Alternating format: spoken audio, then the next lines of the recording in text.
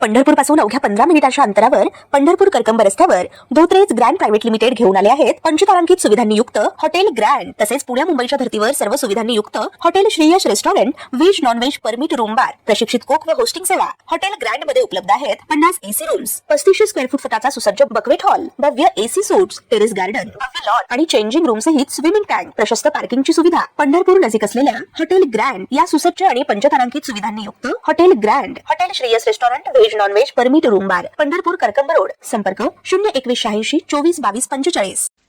दरवर्षी खरीप हंगामाच्या तोंडावर खतांची साठेबाजी आणि लिंकिंगमुळे शेतकऱ्यांना मोठा आर्थिक फटका बसतो. मात्र यंदा राज्य सरकारनं खत माफियांवर आळा घालण्यासाठी कडक नियमावली लागू करण्याचा निर्णय घेतलाय. आता खत विक्रीच्या वेळी सरकारी अधिकाऱ्यांची उपस्थिती बंधनकारक करण्यात आली असून 20 एप्रिल पासून हे नियम राज्यभर लागू होणार आहेत. आगामी खरीप हंगाम 2026 लक्षात घेऊन शेतकऱ्यांची अडवणूक थांबवण्यासाठी आणि खतांचा पुरवठा सुरळीत ठेवण्यासाठी कृषी विभागानं विशेष तयारी सुरू केली आहे. खतांच्या वितरणात पारदर्शकता आणण्यावर भर दिला जात आहे. युरिया आणि DAP खतांच्या विक्रीसाठी आता कृषी विभागाच्या अधिकाऱ्यांची प्रत्यक्ष उपस्थिती अनिवार्य करण्यात आली आहे. त्यांच्या देखरेखीखालीच खतांची विक्री आणि पावती प्रक्रिया पार पडणार आहे. यामुळे अनधिकृत साठेबाजी आणि गैरवापराला आळा बसण्याची अपेक्षा व्यक्त होते.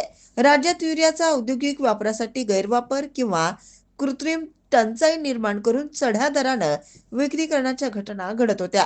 यावर नियंत्रण मिळवण्यासाठी कृषी आयुक्त सूरज मांढरे यांनी नवीन आदेश जारी केलेत. ज्या विक्रेत्यांकडे 20 मेट्रिक टन किंवा त्यापेक्षा जास्त खत साठा आहे त्यांना नवीन साठा देण्यात येणार नाहीये. तसंच एका जिल्ह्यातील खत दुसऱ्या जिल्ह्यात विकण्यासाठी संबंधित अधिकाऱ्यांची पूर्व परवानगी घेणंही बंधनकारक करण्यात आलंय. खत विक्री सोबत शेतकऱ्यांना जबरदस्तीने इतर उत्पादने खरेदी करायला लावण्याचे प्रकार थांबवण्यासाठी कडक उपाययोजना करण्यात आल्यात. आता विक्रेत्यांना खताची गाडी येण्यापूर्वीच कृषी अधिकाऱ्यांशी संपर्क साधावा लागेल आणि त्यांच्या देखरेखीखालीच वितरण होईल.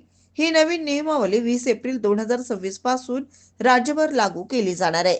सर्व तालुका कृषी अधिकाऱ्यांना 15 एप्रिल पर्यंत आवश्यक कर्मचारी नियुक्त करण्याचे निर्देश देण्यात आलेत. जर खताचा साठा सुट्टीच्या दिवशी आला तर व्हिडिओ कॉलद्वारे त्याची पडताळणी केली जाईल. त्यानंतर पहिल्या कामकाजाच्या दिवशी प्रत्यक्ष नोंद आणि सही करणंही आवश्यक राहील. ताज्या घडामोडी पाहण्यासाठी आमच्या YouTube चॅनलवरील PVR म्हणजेच पंढरी वार्ता या न्यूजला सबस्क्राईब करा आणि शेजारील बेल आयकॉनवर क्लिक करा.